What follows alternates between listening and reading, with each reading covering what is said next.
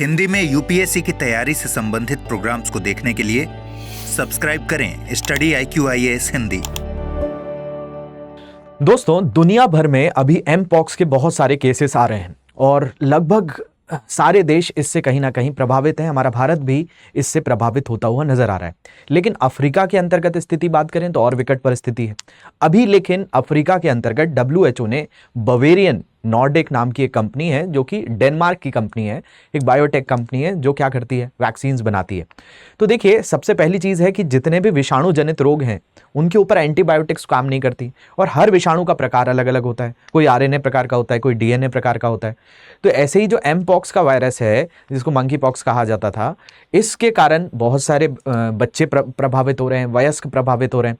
तो किसी भी विषाणु जनित रोग के लिए, जैसे कोविड आया, तो कोविड के लिए सबसे महत्वपूर्ण चीज क्या थी कि वैक्सीनेशन उसका डेवलप कर लिया जाए, ताकि उन बीमारियों से लड़ने के लिए इम्यूनिटी डेवलप हो जाए, एंटीबॉडीज डेवलप हो जाए। तो अभी जो राहत की खबर वो आई है कि WHO ने अप्रूवल दिया है बवेरियन नॉर्डिक को। तो यहाँ पर अगर हम आर्टिकल की बात करें, रियूटर्स का एक आर्टिकल है, इसको हम यहाँ रेफर कर रहे हैं कि WHO ने क्लियर किया है बवेरियन नॉर्डिक वैक्सीन को। देखिए, यहाँ पर जो बवेरियन नॉर्डिक है, ये एक बायोटेक कंपनी है। ये बायोटेक्नोलॉजी आधारित, यानी जैव प्रौद्योगिकी पर आधारित एक कंपनी है, जो कि कहाँ की है, डेनमार्क की है। ये स्मॉल पॉक्स की वैक्सीन भी बनाती है। अब अफ्रीका के अंतर्गत ये जो बीमारी है वो बहुत घातक रूप ले चुकी है, तो उसको देखते हुए WHO ने इसकी मंजूरी दे दी है, अप्रूवल दे दिया है। अब यहाँ पर इसको लगाया जाएगा, फिर देखा जाएगा कि इसके प्रारंभिक चरणों में क्या क्या दुष्प्रभाव हो सकते हैं, कोई साइड इफेक्ट तो नहीं हो रहा है। तो इसके लिए अभी ये एक नई खबर कहाँ से आई हुई है, अफ्रीका से आई हुई। इसके बारे में जानेंगे कि इस वैक्सीन से क्या होगा, एमपॉक्स क्या होता है। तो सारी चीज़ें आपको आज के सेशन में समझ में आएगी, तो लेक्चर आखिरी तक देखिएगा।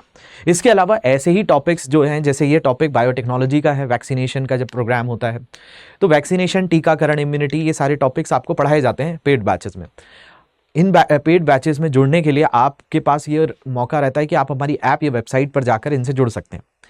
अक्सर जो हमारे बैचेस होते हैं, उन बैचेस में जुड़ने पर आपको एक सीमित समय की वैलिडिटी मिलती है। लेकिन स्टडी IQ प्लेटफॉर्म के 10 साल पूरे होने पर अभी आप हमारे कोर्सेज के साथ जुड़ेंगे तो आपको डबल वैलिडिटी मिलेगी P2I कोर्सेज में, लॉन्ग टर्म बैचेस में। तो 19 सितंबर से हमारा P2I बैच शुरू हो रहा है, प्रतिज्ञा प्लस बैच 2025 के लिए, और 2026 के लिए 16 सितंबर से शुरू हो रहा है।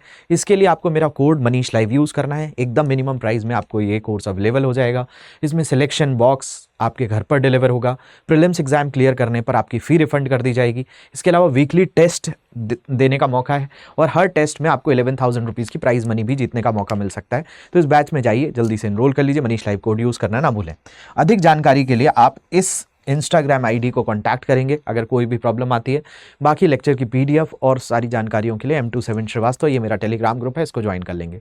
चलिए आ जाते हैं हम जिस वायरस की बात बहुत ज़्यादा चर्चा में हो रही है, एमपॉक्स की वैक्सीन को WHO ने अप्रूवल दिया है। तो ये चर्चा में क्यों चल रहा है भाई? विश्व स्वास्थ्य संगठन यानी WHO ने वयस्कों के लिए एमपॉक्स की पहली वैक्सीन को मंजूरी दे दी है। तो ये पहले चरण में वयस्कों को दी जाएगी, या 18 साल से ऊपर लोग हैं उनको ये वैक्सीन दी जाएगी। WHO ने कहा है कि अफ्रीका और अन्य स्थानों पर इस बीमारी से लड़ने की दिशा में महत्वपूर्ण कदम है। तो देखिए, हमारे शरीर में दो तरीके से काम चलता है। एक है प्राकृतिक तरीका। भाई, प्राकृतिक तरीका ये होता है कि कोई विषाणु हमारे शरीर में जाए, और विषाणु शरीर में जाने के बाद हमारा प्रतिरक्षा तंत्र सक्रिय हो, और सक्रिय होने के बाद अपने शरीर में एंटीबॉडीज को बना ले। और ये जो एंटीबॉडी होती है, ये रक्त के प्लाज्मा में पाई जाती है।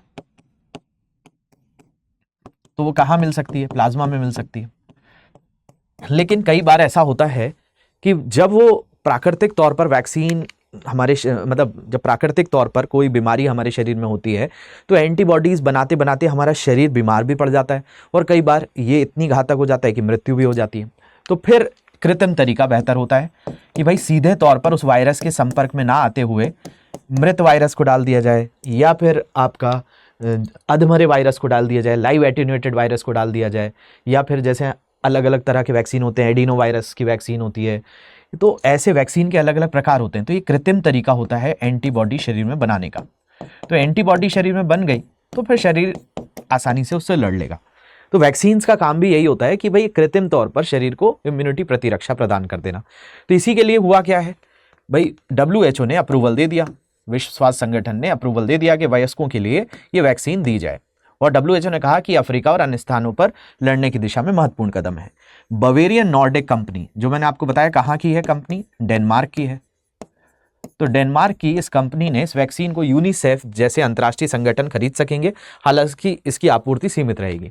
मतलब इसको यूनिसेफ, यूनाइटेड नेशंस जो आपका चिल्ड्रन इमरजेंसी फंड है, यूनिसेफ की बात हम कर रहे हैं, ये इसको खरीदेगी, लेकिन इसकी जो आपूर्ति है, जो इसकी सप्लाई चेन है, वो लिमिटेड है। तो ये लिमिटेड ही एरियाज में अभी सप्लाई की जा रही है और इसका पूरा का पूरा बेड़ा कौन उठाने वाला है, बवेरियन नॉर्डिक उठाने वाला है। अप्रूवल डब्ल्यूएचओ ने दिया हुआ है। अब बात आती है कि वैक्सीन का लक्ष्य क्या है। वैक्सीन तो बना ली गई है और वैक्सीन अफ्रीका के कुछ क्षेत्रों में दी भी जाएगी। तो वैक्सीन प्री क्वालिफिकेशन का लक्ष्य ये सुनिश्चित करना है कि टीके सुरक्षित और प्रभावी हों।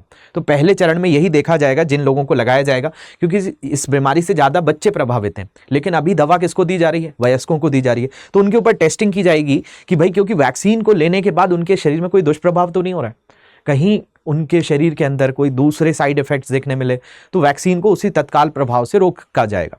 तो क्योंकि वैक्सीन एकमात्र विकल्प बचता है जब इस तरह के वायरस रिलेटेड बीमारियां हो जाती हैं, तो वैक्सीन का यही लक्ष्य है कि भाई सेफ टेस्टिंग हो जाए और लोगों के लिए वो प्रभावी हो जाए। इसके अलावा अगर हम बात करें तो डब्ल्यूएचओ की अनुमति के तहत ये वैक्सीन 18 वर्ष या उससे अधिक आयु के लोगों को 2 खुराक में दी जा सकती है। जैसे आप सारे लोगों ने वैक्सीन लगाई होगी कोविड के समय, तो 2 डोज लगे होंगे आपको, तो इसको भी 2 डोजों में लगाया जाएगा, यानी 2 खुराक दी जाएगी। हालांकि वैक्सीन को 18 वर्ष से कम आयु के लोगों के लिए लाइसेंस नहीं मिला है, लेकिन इसका उपयोग शिशुओं, बच्चों और किशोरों में उन जगहों पर किया जा सकता है जहां टीकाकरण के लाभ संभावित जोखिमों से अधिक हैं। तो भाई, जहां पर इतनी ज़्यादा बीमारी फैल गई है कि वहां पर बच्चे बहुत ज़्यादा प्रभावित हो रहे हैं, तो उन एरियाज में भी इस वैक्सीन को डिस्ट्रीब्यूट कर दिया जाएगा under the guidance of WHO. तो डब्ल्यूएचओ की अनुशंसा पे ये सारी चीज़ें की जाएंगी। हालांकि अभी इसको अप्रूवल 18+ से लोगों के लिए दिया है। अगर हम बात करें एमपॉक्स क्या है, तो एमपॉक्स आपसे कोई पूछे तो एमपॉक्स आप बताएंगे कि एमपॉक्स, जिसे मंकी पॉक्स भी कहा जाता है, एक डीएनए वायरस है। देखिए, 2 प्रकार के वायरस होते हैं। एक डबल हेलिक्स मॉडल होता है जो कुछ इस तरीके से नजर आता है, और एक सिंगल होता है जिसको आरएनए कहा जाता है। तो जिसमें ऐसे 2 तरह की धागे होते हैं, इसको डीएनए कहा जाता है। तो ये जो एमपॉक्स का वायरस है, ये डीएनए प्रकार का है। जैसे आप एचआईवी के वायरस की बात करें, कोविड की वायरस की बात करें, ये आरएनए प्रकार का होता है। तो एमपॉक्स, जिसे मंकी पॉक्स भी कहा जाता है, एक डीएनए वायरस है। ये पॉक्सीविरेडे फैमिली ऑफ पॉक्सीविरेडे से संबंधित है, जो large double stranded DNA virus होते हैं। वायरस की पहचान पहली बार 1958 में बंदरों में की गई थी, इसलिए नाम मंकी पड़ा। लेकिन तब से पाया गया था कि ये मनुष्यों को भी संक्रमित करता है, इसलिए एक शब्द बार बार इससे जुड़ जाता है जिसको कहते हैं जूनोटिक। जूनोटिक का मतलब सीधे तौर पर यही होता है कि जो बीमारी जानवरों से इंसानों में फैल जाए। तो इसको 1958 में बंदरों में देखा गया था। इसके अलावा क्या मंकी पॉक्स के लक्षण हैं? तो अफ्रीका रोग नियंत्रण और रोकथाम केंद्र के अधिकारियों ने पिछले महीने कहा था कि कॉन्गो, जो एमपॉक्स से सबसे ज्यादा, डेमोक्रेटिक रिपब्लिक ऑफ कॉन्गो की अगर हम बात करें, डीआरसी, सबसे ज्यादा प्रभावित क्षेत्रों में है और लगभग 70% मामले यहां पर बच्चों में। तो यहां पर माना जा रहा है कि कॉन्गो के अंतर्गत वैक्सीन बच्चों को भी दे दी जाएगी, क्योंकि वैक्सीन उनके शरीर में हो सकता है कि एंटीबॉडी बना ले और उनको जो जान का खतरा है उससे बचा ले। इसके अलावा एमपॉक्स को पहले मंकी पॉक्स के नाम से भी जाना जाता था। यह संक्रामक वायरल रोग है। दाने निकलना, फफोले बनना, बुखार, शरीर में दर्द इसके प्रमुख लक्षण हैं। तो ये डीएनए प्रकार का है, एडवांस प्रकार का है, जिसमें डबल हेलिक्स मॉडल होगा, इस तरीके का मैंने जो अभी आपको बताया। और जो सिंगल स्ट्रक्चर होता है वो आरएनए प्रकार होता है। इन दोनों में अंतर ये होता है कि डीएनए वैसे हमारे कहाँ पाया जाता है, तो हमारी कोशिका के अंदर केंद्रक होता है। ये कोशिका मान ली जाए, इसके अंदर केंद्रक है, केंद्रक के अंदर क्रोमाटिन है, क्रोमेटिन के अंदर क्रोमोसोम्स होते हैं और क्रोमोसोम्स के अंदर डीएनए होता है।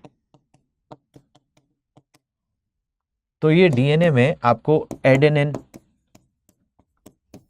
ग्वानिन, साइटोसिन और थायमिन मिलता है। इसमें क्षारक पदार्थ ये सारे मिलते हैं। और जब हम आरएनए की बात करते हैं तो आरएनए में एडेनिन, ग्वानिन, साइटोसिन और यूरासिल मिलता है। तो ये दोनों क्षार के अंतर यहाँ पाए जाते हैं। इसके अलावा जो तकनीक हम लोग अक्सर यूज़ करते हैं, जिसको डीएनए से आरएनए में बदला जाता है, इसको कहा जाता है ट्रांसक्रिप्शन। लेकिन जब आरएनए से डीएनए को बदला जाता है तो इसके लिए होता है रिवर्स ट्रांसक्रिप्शन। तो जो बीमारियां विशेष तौर पर आरएनए प्रकार की होती हैं उनके लिए आरटीपीसीआर टेस्ट सुना होगा आपने, और जो डीएनए प्रकार की होती हैं उनके लिए सीधा एक टेस्ट हो जाएगा जिसको पीसीआर टेस्ट कहा जाएगा, जिसको पॉलीमरेज चेन रिएक्शन, और इसके जरिए इन बीमारियों को खोज लिया जाता है कि कौन सा व्यक्ति कितना प्रभावित है। तो इसके लिए अभी जो बवेरियन नॉर्डिक कंपनी है वो इसके लिए वैक्सीन बना रही है। पहले चरण में दिया जाएगा, सफल रहती है तो फिर दुनिया भर में इस वैक्सीन को डिस्ट्रीब्यूट किया जाएगा। ऐसे सारे टॉपिक्स को पढ़ने के लिए आप हमारे पेड बैचेस में भी जुड़ सकते हैं। प्रतिज्ञा प्लस बैच 19 सितंबर से शुरू हो जाएगा। लॉन्ग टर्म बैच जो 2026 के लिए 16 सितंबर से शुरू हो जाएगा। मनीष लाइव मेरा कोड है, इसको यूज़ करना ना भूलें। इसको यूज़ करके आप हमारे पेड बैचेस में एनरोल भी कर सकते हैं और मैक्सिमम डिस्काउंट भी अवेल कर सकते हैं। मॉर्निंग बैचेस हैं। अधिक जानकारी के लिए ये मेरा इंस्टाग्राम आईडी है मनीष श्रीवास्तव GS, इस पर कॉन्टैक्ट कर लेंगे। M27 श्रीवास्तव ये मेरी टेलीग्राम आईडी है, इस पर भी जुड़ सकते हैं। तो आशा करता हूँ आज के सेशन में आपको कुछ नई चीज़ें जानने को मिली होंगी। अगर ये सेशन अच्छा लगा है तो मुझे कमेंट में ज़रूर बताइएगा। मिलता हूँ मैं आपसे अगले सत्र में, तब तक के लिए ध्यान रखिए। Thank you very much for watching this. Have a great day. Hindi में यूपीएससी की तैयारी से संबंधित प्रोग्राम्स को देखने के लिए सब्सक्राइब करें स्टडी IQ IAS हिंदी।